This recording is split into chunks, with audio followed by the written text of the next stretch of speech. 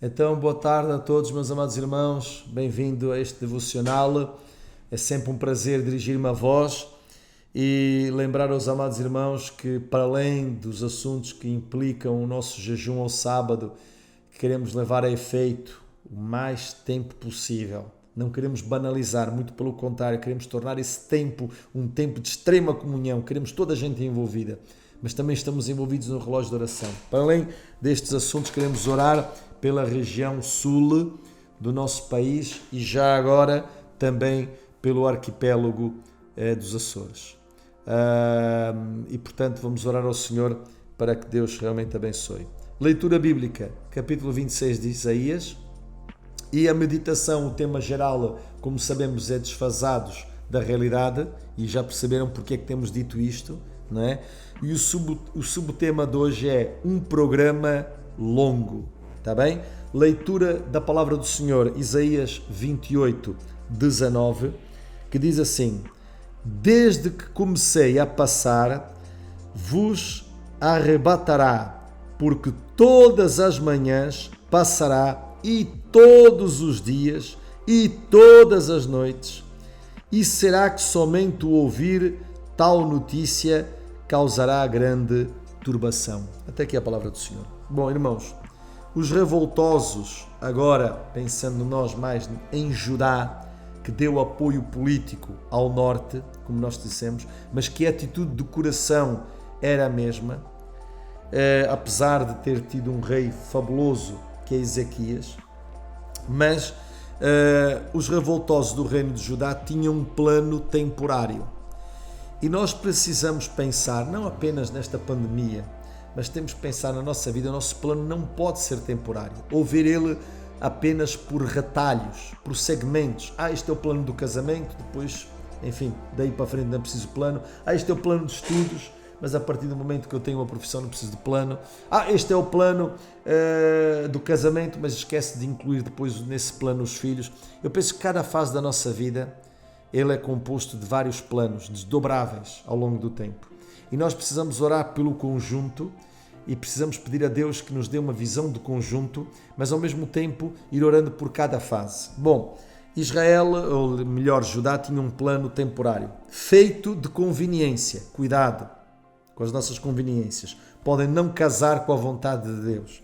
Sendo uma espécie de refúgio, uma espécie de abrigo, sem caráter permanente, tratava-se de um plano, mal preparado, apressado e, como diz numa parte aqui dos versículos, mal cozido. Mal cozido.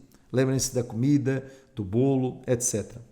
Bom, quando nós calculamos mal as coisas, e quero lembrar que agora o profeta está a buscar as características do Reino do Norte e está a dizer que, embora os outros é que estão em perigo iminente e vieram a ser derrotados, o Sul não estava tão seguro assim para se gabar que não ia ser devastado. E, portanto, calcular mal as coisas, isto é terrível. Calcular mal as coisas não é só precário, como se esgota num instante. O que estamos a viver, agora falo de nós, não pode ser olhado nem vivido no improviso diário. Por isso é muito importante aquilo que as autoridades têm feito, mas é muito importante também nós sabermos dar os nossos passos, sempre sob a orientação do Senhor. Deus esclarece que, embora o ataque dos assírios seja uma tromba d'água, é dito no verso 2 do capítulo 28, diz que é com granizo, que é derrompante, que é como que uma força, enfim, de muitas águas, não é? Como uma tempestade arrasadora que sobrecarrega as estruturas. Veja só, nós estivemos aqui a viver uma tempestade que chegou-se a temer se o Serviço Nacional de Saúde era capaz de conter. Graças a Deus que conteve, sobretudo em zonas como o Norte, onde a pressão foi muito grande. Graças a Deus por isso, nós louvamos ao Senhor por tudo isto. Mas repare, a tempestade, eles prepararam-se, os nossos profissionais se prepararam, o governo preparou-se, as autoridades sanitárias se prepararam, e isto é importante. Repare, e esta tempestade sobre Judá poderia ser Israel e depois sobre Judá, avassaladora, e a sobrecarregar e a varrer, destruir as estruturas, não é? Em pouco tempo. Vemos isso no verso 2, verso 22. E o flagelo não é um fenômeno, é o que lemos agora. Este flagelo não é um fenômeno momentâneo. Ou seja, a invasão do Império Assírio não era coisa para meses, nem para dias, era para anos. Meus amados irmãos, aqui é um enquadramento que temos que fazer. O que estamos a viver provavelmente não vai durar tão pouco como se calhar todos nós gostaríamos. E é preciso nós entender que este estrondo veio como este vírus, veio como um estrondo e que tem varrido a Europa e o resto do mundo, e nós percebemos muito bem a forma leviana como muitos têm olhado e o prejuízo que isso tem trazido. E falamos aqui dos desmamados, não é? Serão esses, os outros estão embriagados. Se nós quisermos, e não vamos dizer nomes, longe disso, há algumas atitudes, algumas conversas, algumas respostas de pessoas de grande responsabilidade faz-nos lembrar gente embriagada. Deus nos guarde, meus amados irmãos. Mas nós temos que lidar com isto até que surja uma vacina. Precisamos ter atenção constante. Ora, o verso 17,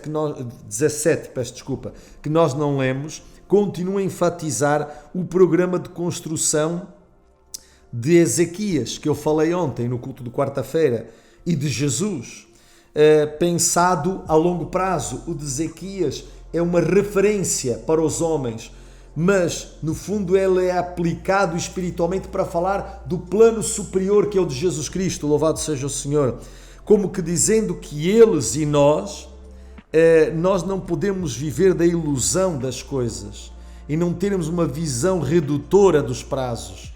Precisamos ver mais longe.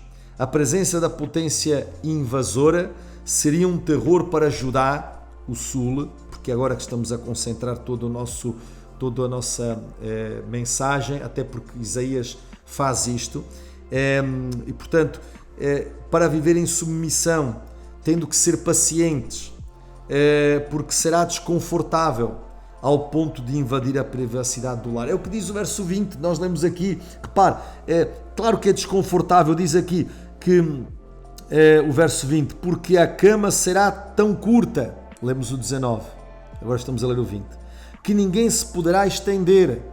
Portanto, fala aqui de inadaptação à nova realidade.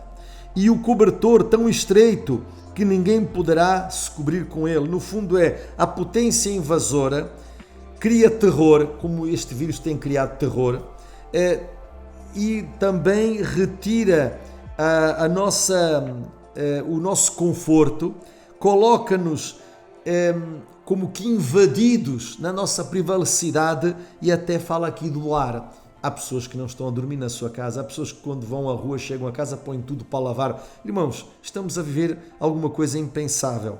Conviver com uma coisa tão desagradável como um império invasor às costas, em que sentimos o seu bafo às costas.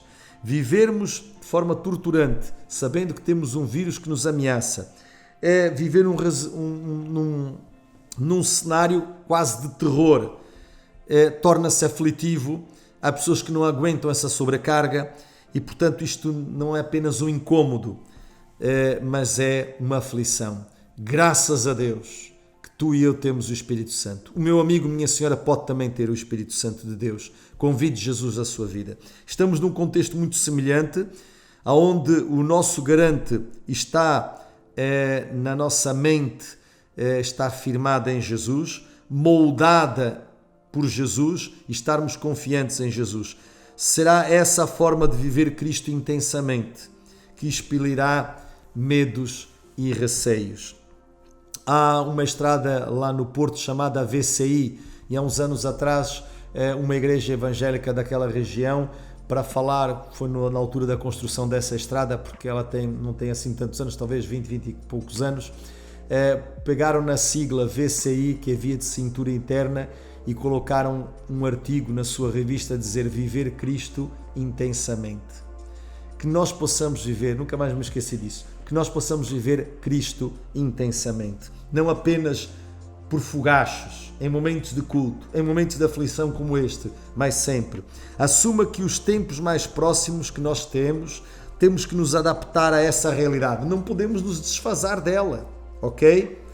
Porque a outra ficou para trás. Contudo, estas dificuldades podem ser boas oportunidades para nós como pessoas e para reconstruir as nossas ideias, um mundo melhor, a nossa visão, o nosso trabalho voltado mais para Deus do que para a matéria. Termino dizendo, devemos estar dominados por uma iniciativa prudente e responsável, com fatores de união, de esforço, cooperando com quem decide e tem para nós os melhores conselhos. Lembra o nosso slogan: separados no corpo, mas presentes no espírito. Deus abençoe, meus amados irmãos.